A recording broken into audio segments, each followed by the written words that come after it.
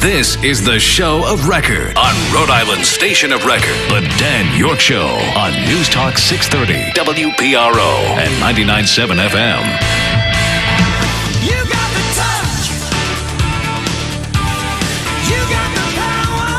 I'm looking forward to the leader of the free world coming to Rhode Island, and I'm looking forward to the day with a lot of anticipation. Will you be showing up to the event, checking out what he's saying, going to speak with him at all? I'll be part of the day in whatever way the apparatus of the organizing side on the White House wants people to be involved. I'm looking forward to the leader of the free world coming to Rhode Island. Flutie flushed, throws it down. Caught by Boston College. I don't believe it. It's a touchdown. The Eagles win it.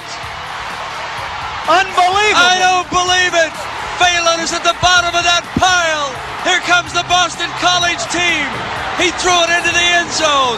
There was no time left on the clock. He could take his endorsement and really shove it. Unbelievable. I don't believe it. There was no time left on the clock. He could take his endorsement and really shove it. Unbelievable. I don't believe it. There was no time left on the clock. All right.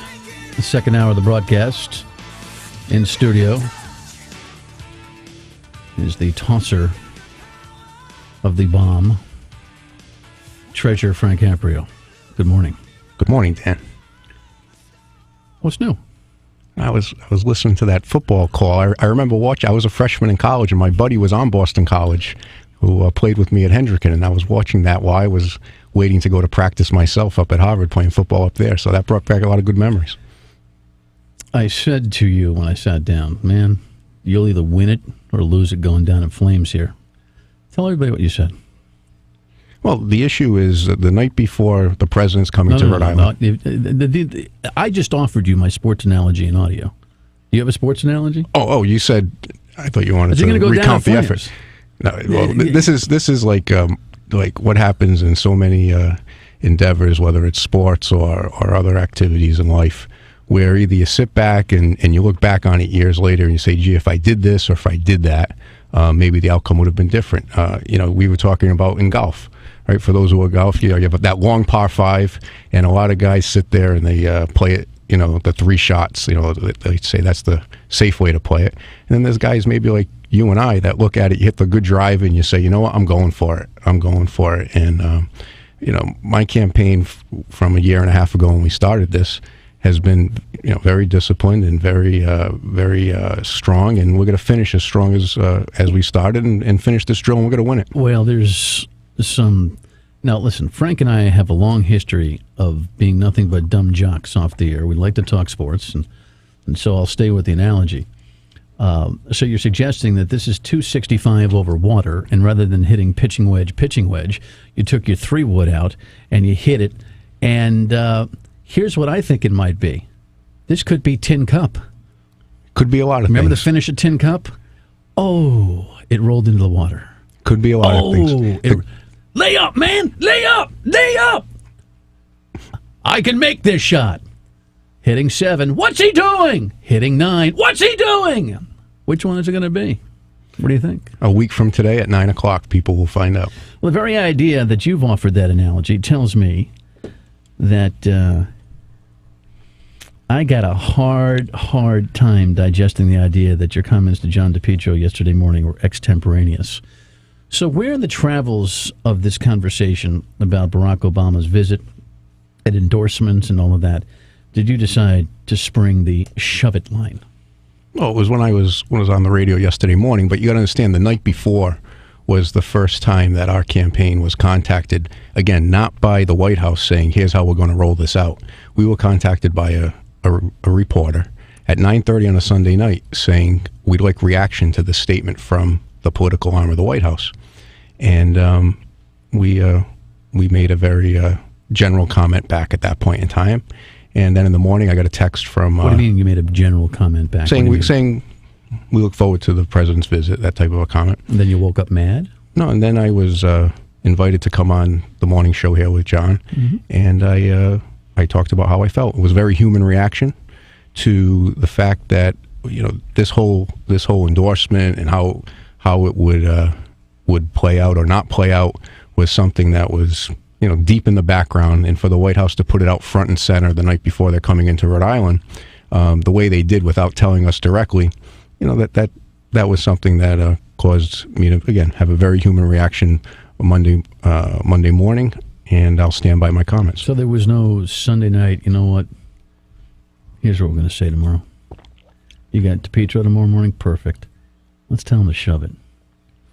There's no pre-planning? No, actually, I was woken up. I was sleeping Sunday night at about 9:30, 9:45, and I got a call on the home phone, and Gabriella woke me up and said somebody from the campaign wanted to talk to me, and they informed me of that news that had just come in.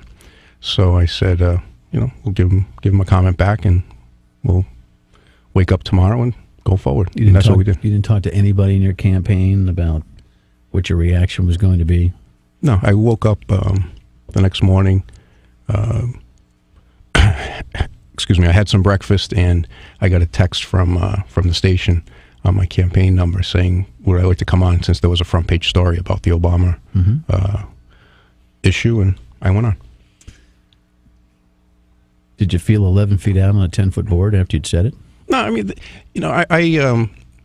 I've stood up to, whether it's in this case the President of the United States, I was, to a lesser extent, but the President of the Senate in the state Senate, when he removed me from my chairmanship, and in front of the whole Senate and in front of the press and everybody, I said, some things about the state budget back then and other issues, and been removed, and you go through and you clean out your office and you go through that. So and then a funny thing happens after that.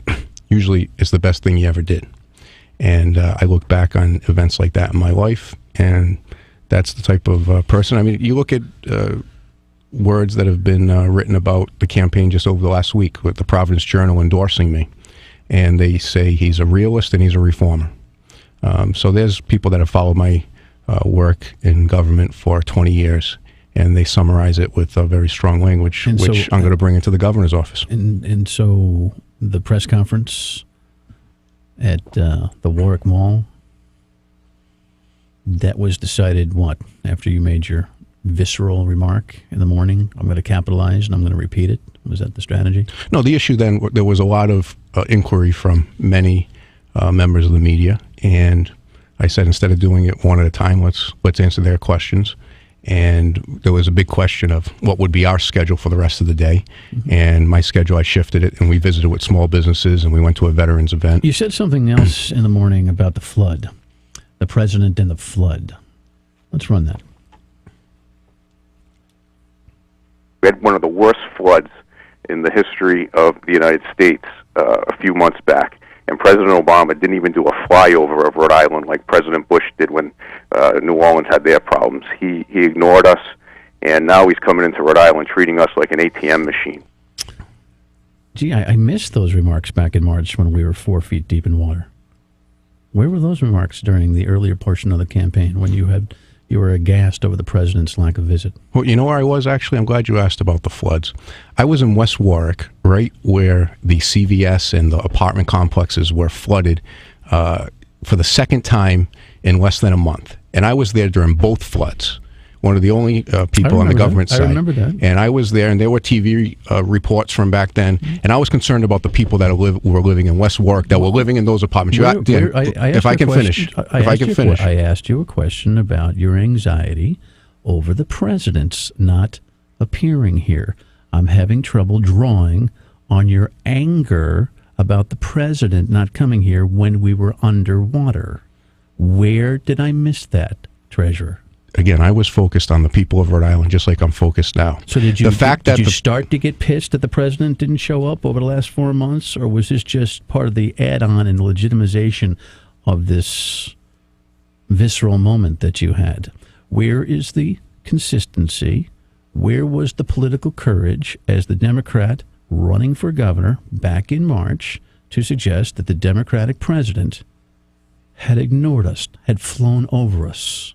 Where was the anger back then? You know what? Now that you're asking me, I think if we pull up some tapes from shows right here at WPRO, you'll hear me on shows talking about exactly that issue and comparing it. We've been looking. And comparing it. And now it's coming back even clearer. Really? So comparing it to the fact that if President Clinton was president at the time of those floods, he would have been in Rhode Island. He probably would have camped out here for a few weeks until everything was taken care of. So now that you bring up that, I do have a very clear recollection of being on one of the shows here at WPRO and making that comparison. I can't wait to do the archive research, and I'm glad you have had such a successful moment of clarity here. But the temperate comparison between your pointing your finger at the president yesterday and the lack of pointing your finger at the president in the same commensurate, visceral, temperate fashion might leave some people, including me, to wonder whether this was a little bit of showbiz yesterday. Dan, this is about the people of Rhode Island. The president has been in office for 2 years. For 2 years. And he has not come into Rhode Island. He decides the last week of the campaign to make one political stop this week in Rhode Island, one of the safer districts for congressional Democrats. It doesn't really add up, but it's fine that he wanted to come. That's great. The fact that he comes in and he goes to a high-ticket fundraiser, and at the second wave of the organizational period for the event, he adds on a small business stop. That speaks volumes. That here in Rhode Island, we have one of the highest unemployment rates in the country.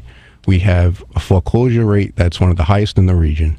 We have people that are struggling every week to get by, and he has no problem coming in here for a high-end fundraiser and scooting out of town when we had these problems in March.